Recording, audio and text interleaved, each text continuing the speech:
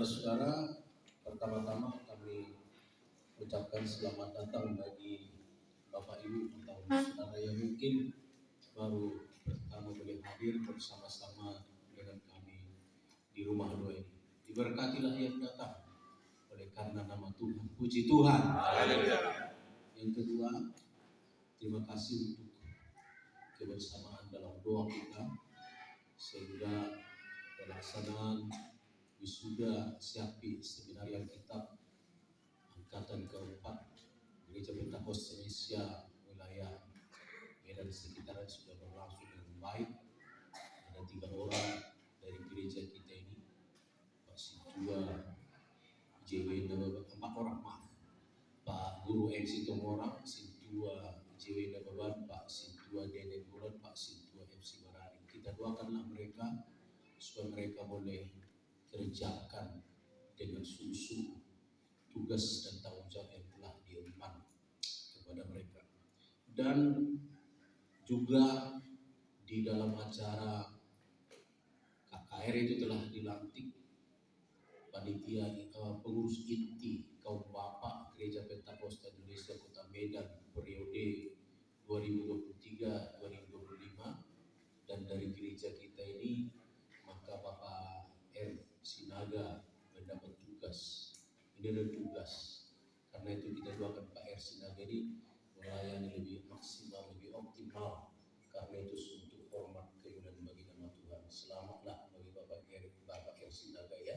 Semoga Tuhan tetap menyertai Bapak. Dan yang ketiga, sudah berlangsung Pak R. Dan biarlah kita semua diberkati oleh Tuhan. Bapak Ibu saudara-saudara, saya akan membacakan firman Tuhan yang terambil dari kitab Ibrani. 1 ayat saja dari Ibrani pasal yang keempat ayat 12.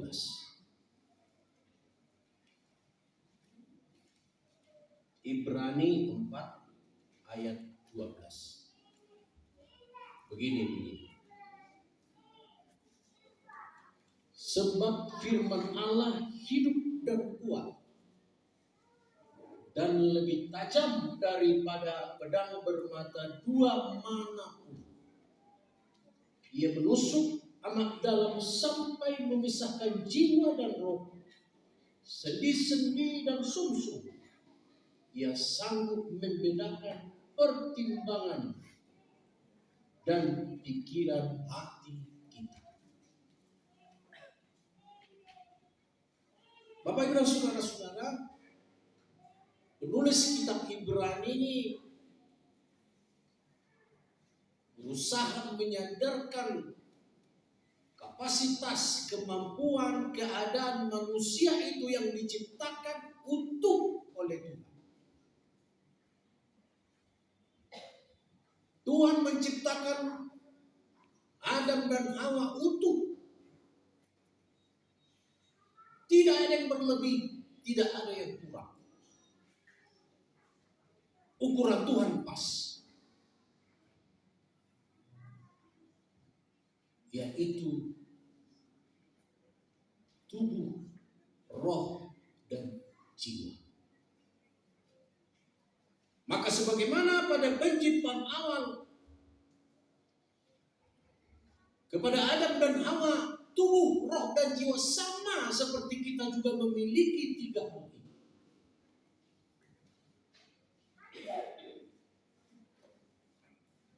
Supaya kita sadar atau bisa membedakan mana ini tubuh, mana ini jiwa, mana ini roh.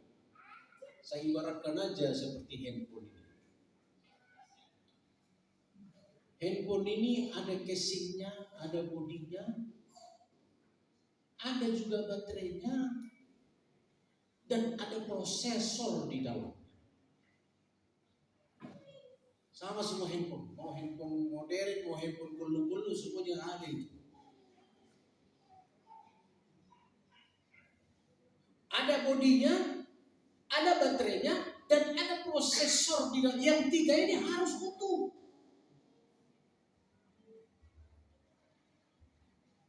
Ada HP, gak ada baterainya, percuma. Ada orang misalnya ngasih kepada saudara, saya kasih kepada bapak handphone terbaru, tapi dengan catatan nggak ada tempat baterainya. Kita tidak mau terima.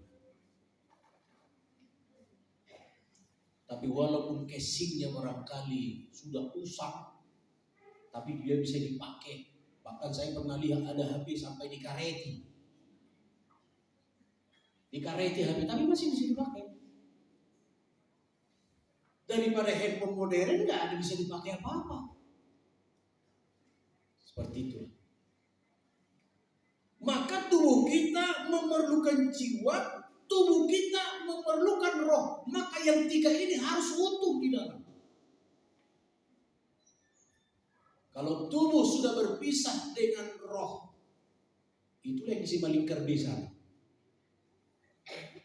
Atau di Jalan Gajah Mada sana.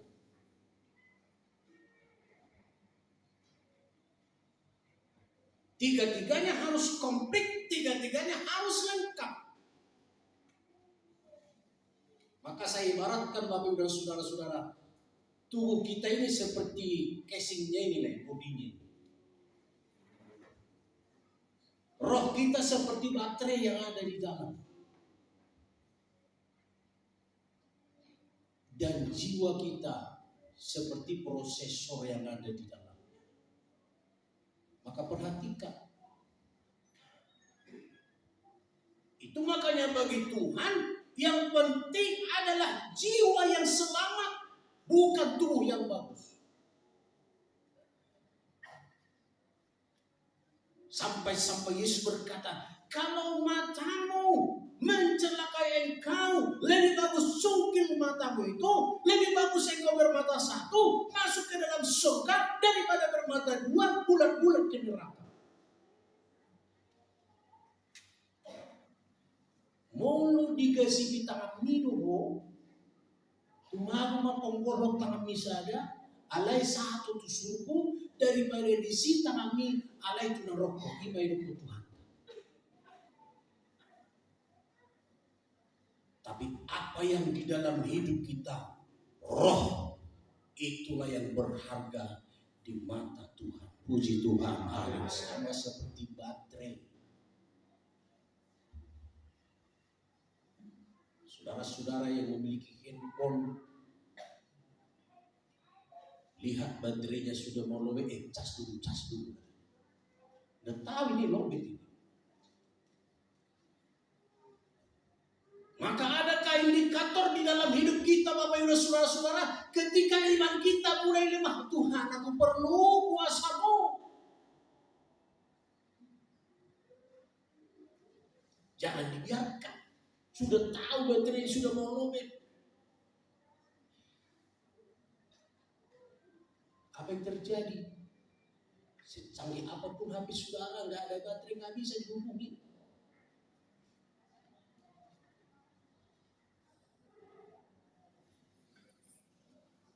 Maka itulah dikatakan oleh Tuhan Yesus. Ketika ada 10 orang gadis-gadis, 5 orang bijaksana, 5 orang bodoh. Yang bijaksana mengisi minyak. Jangan sampai lobet. Karena ketika lobet mau dicas kembali nggak ada kesempatan. Berarti kesaksian hidup kita seperti katakan, hidup ini kesempatan.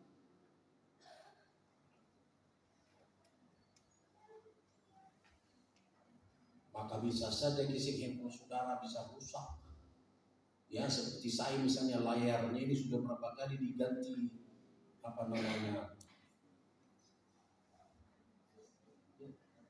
anti gores bisa dipakai. Ale mulu ngapot cantik gores ini hacik mah nyon ini mau hacik sapu gatal masih bisa dipakai. Tubuh kita mungkin lemah, kemampuan badan kita mungkin sangat terbatas, tapi roh yang Allah tempatkan di dalam dirimu tidak akan pernah terbatas. Yang kita berkata saya manusia biasa saja, memang betul-betul manusia biasa kita. Tapi ada sesuatu yang luar biasa yang Tuhan tempatkan di dalam dirimu dan diriku, Bapak Ibu dan Saudara-saudara. Itu roh. Kata-kata medok ordina bumi ido na arga di debata. Makanya kalau memuji Tuhan bukan ditentukan oleh penampilan orang PS, orang lancung, silakan saja. Hitam mau putih silakan saja.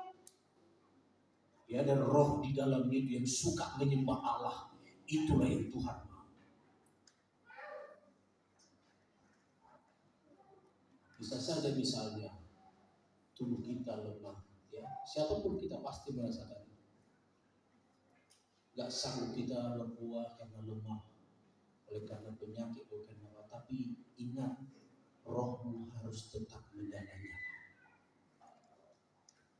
Kitab Roma mengatakan, janganlah kiranya kerajinan kedua, biarlah rohmu menyala-nyala, layanilah Tuhan. Dan Tuhan tahu. Maka penulis kitab Ibrani mengatakan, firman Allah hidup dan kuat. Maka saudaraku, setiap saudara dengar firman, jangan anggap itu hanya kata-kata biasa, karena firman Allah juga mengatakan, firman Allah itu hidup dan kuat. Apapun yang akan dikerjakan oleh firman Allah akan tepat pada waktu.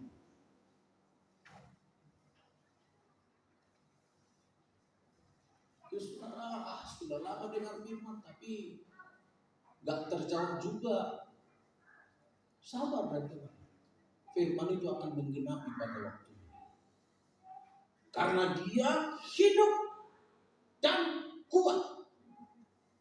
Maka itu saudara-saudara, ketika kita mengalami kelemahan, pakai firman Tuhan. Karena firman itu hidup dan kuat. Yesus saja ketika dia dicobai oleh iblis, gak menggunakan kuasanya sebagai anak Allah.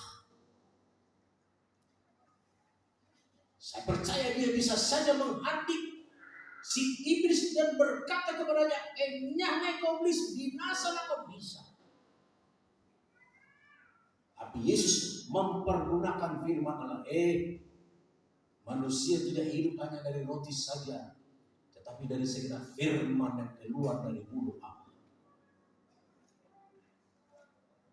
Nah, saudara jangan enteng dengan firman. Dia hidup dan kuat. Sepanjang saudara berbadanan dengan firman Allah, yakinkan hidupmu akan bersama-sama dengan Tuhan dan yang kamu akan dikuatkan oleh firman.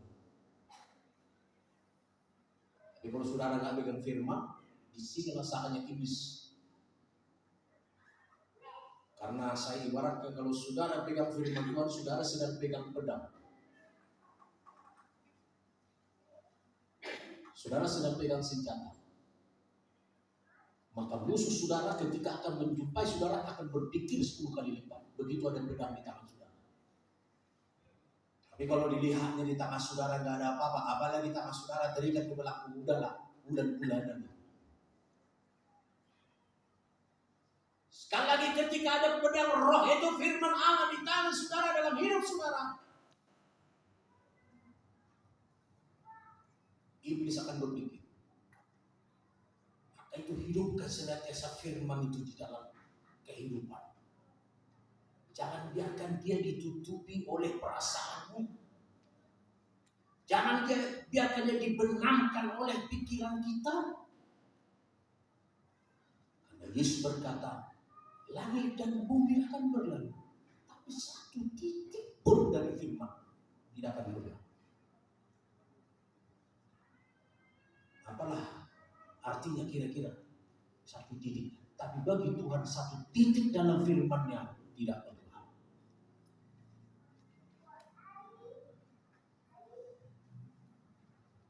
Ya, firman Allah itu hidup dan kuat dan lebih tajam daripada pedang bermata dua manapun.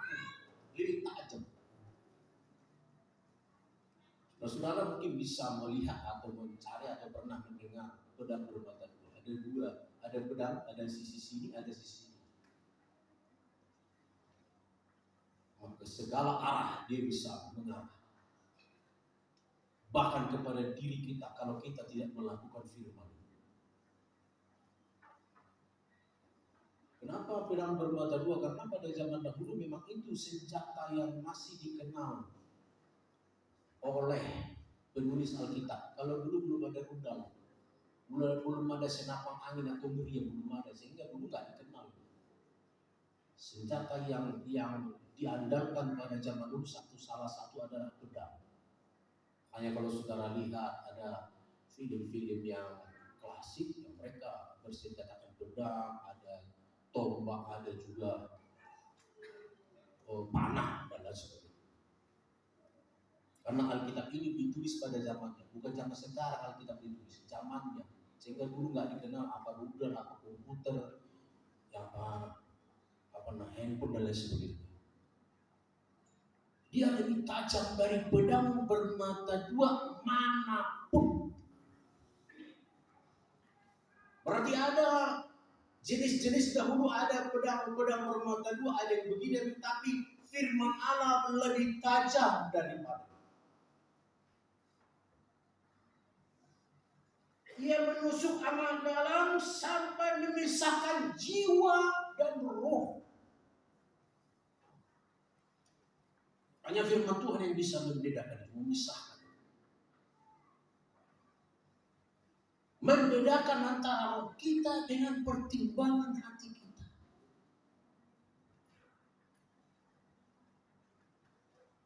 Maka dia tahu mana itu berasal dari roh kita, mana yang berasal dari pikiran kita. Roh kita tidak pernah salah karena roh kita berasal dari dia. Tapi pikiran kita bisa saja salah. Bisa jadi salah. Sehingga itu mau tikus, apa yang tikus? Sepantas semua itu pikiran.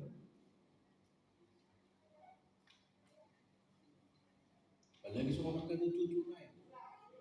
Ngairip di mana-mana, habis dan makan dulu. Mana ngairip di mana, dan mana, habis atau orang makan. Pikiran bisa. Prosesor itu bisa terganggu. Maka itu kalau saudara beli handphone dites dulu, jangan menyala prosesornya. Ada yang menyala kan? Kita bikin misalnya 2 tambah 2 sama dengan 22 kan? Udah menyala itu prosesornya. Dan itu tidak pernah dari Tuhan yang menyala itu.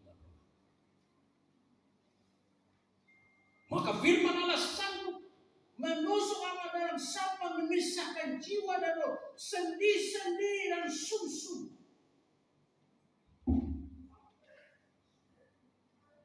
Saya sangat suka membaca bahasa Batak ini, lebih mengena saya pikir. Di dalam kitab Ibrani pasal yang ke-4 ini ya, saya coba buka dulu bahasa Batak.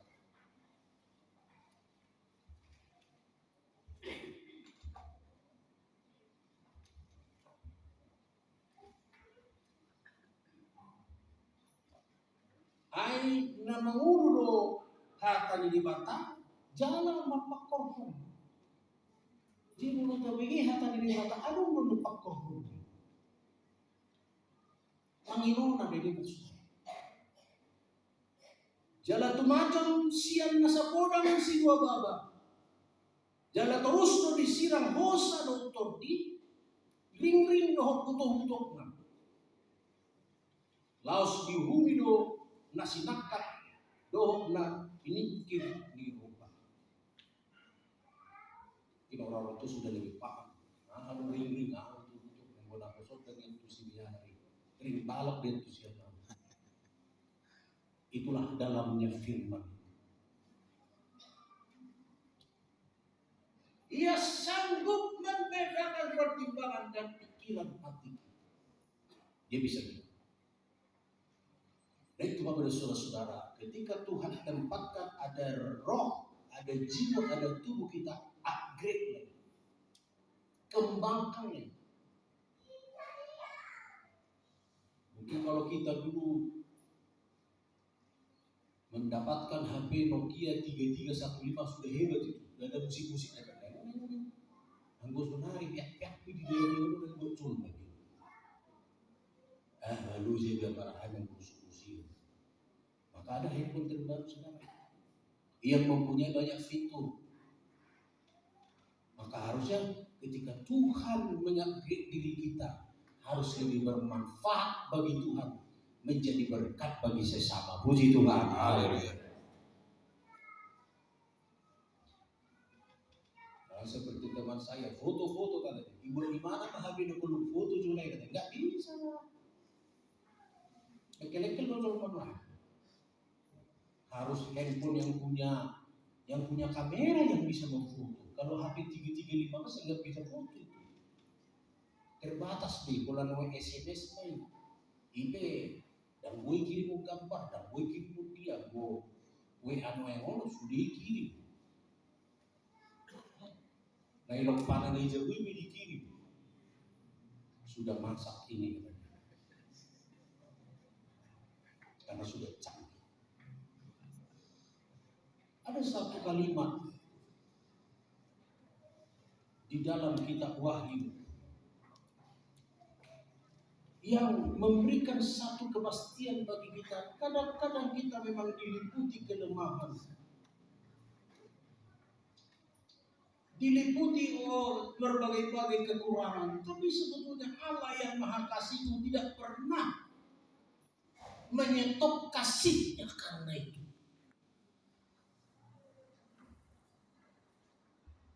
Kita buka di kitab Wahyu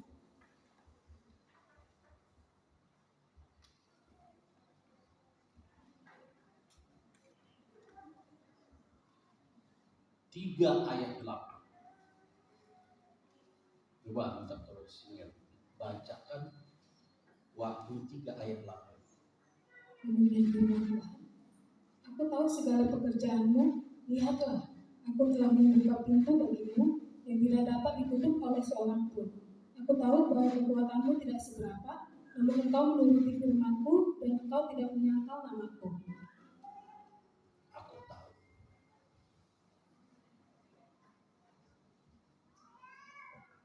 Segala pekerjaan. Aku tahu bahwa kekuatanmu tidak seberapa. Janji Tuhan. Buboto doa kaulamu. Suderu lau terima. Atau nunggah berdiri di jolong pintu naung muka. Dan naik oke, naung. Berbeda do naung do naik. Ya. Kalau naik itu masih belum jelas itu. Naik roham yang nodai, nah tapi notor memang ngeroi. Kalau mau bunga roham itu sudah. Maka firman Allah berkata, aku telah membuka pintu bagimu yang tidak dapat ditutup oleh seorang. Seberapapun kekuatanmu Bapak Ibu dan saudara-saudara, kalau engkau setia kepada Tuhan, Tuhan sudah menutup, bukan akan menutup. Sudah membuka, bukan akan membuka lagi. Karena itu perhatikan, supaya roh, jiwa dan tubuh kita Bapak Ibu saudara secara maksimal. Jangan biarkan jiwamu, jangan biarkan rohmu melemah. Sama seperti handphone tadi. Kalau kira-kira sudah mau lobek dia, cas kembali, datang kembali kepada Tuhan, minta pertolongan, minta ampun. Kalau tubuh ini waktunya akan selesai.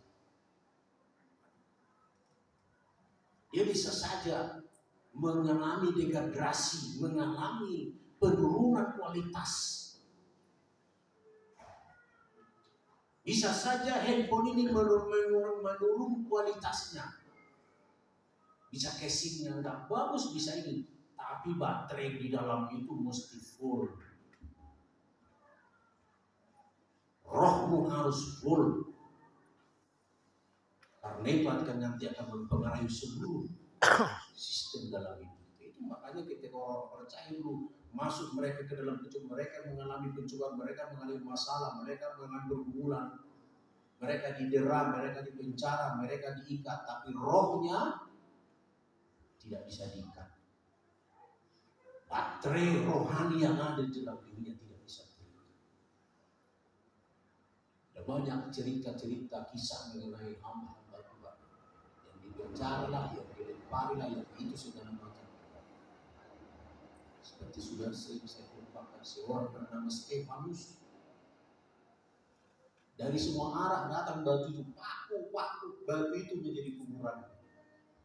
Tapi di situ dia bisa melihat Yesus duduk di sebelah kanan Allah. Perhatikanlah itu Bapak Ibu Saudara-saudara.